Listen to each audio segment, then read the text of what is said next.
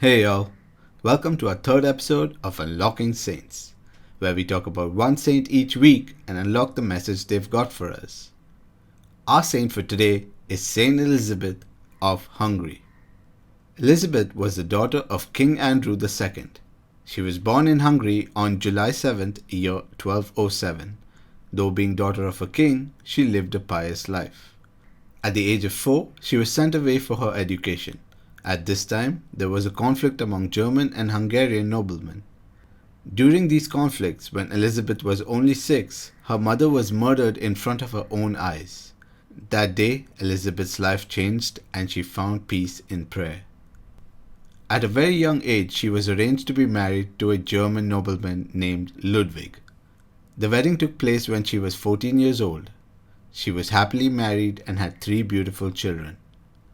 She learnt a lot about Saint Francis of Assisi from the Franciscan friars at that time. After knowing so much about Saint Francis, she desired to follow in his footsteps. She wore simple clothing to match the lives of the poor. She also took food for the poor on a daily basis. On one of her trips to feeding the poor, she ran into Ludwig and some other relatives. One of the relatives saw she was hiding something under her cloak. Making the assumption that she was stealing from the palace, he told Ludwig. But Ludwig, wanting to clear their doubts, asked her to show what was under the cloak. As Elizabeth removed the cloak, a vision of red and white roses was revealed. Ludwig, being utterly amazed, knew God was doing something special through his wife, thus making him support her in anything religious she sought out to do, which made her works of charity even greater. When the city was affected by a plague, she built a small hospital for the sick, and she herself took care of them, even giving them the royal family's clothes and food.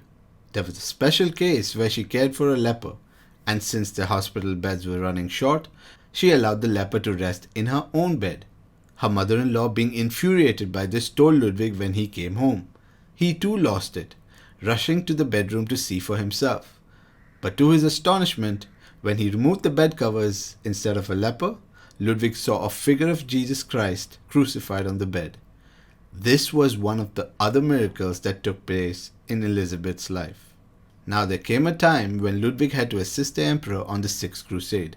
This was when he died of an illness.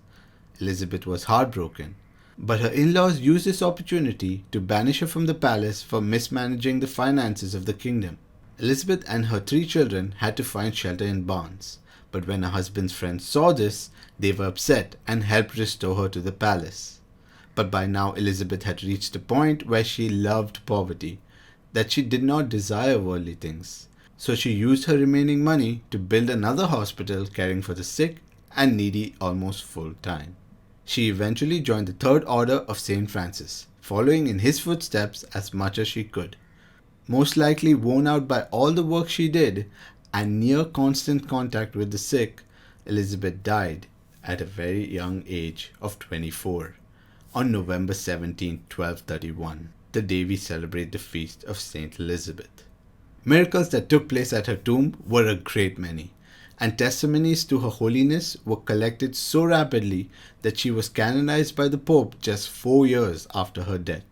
So, our unlock for today's saint is, even though Elizabeth died at a very young age, she accomplished so much. We need to understand that no matter how much time we have, it just isn't worth anything unless we make the most of it. Make the most of it by being the light of Christ that is in us, by being there for the needy, caring for the sick, and finding peace and grace in prayer.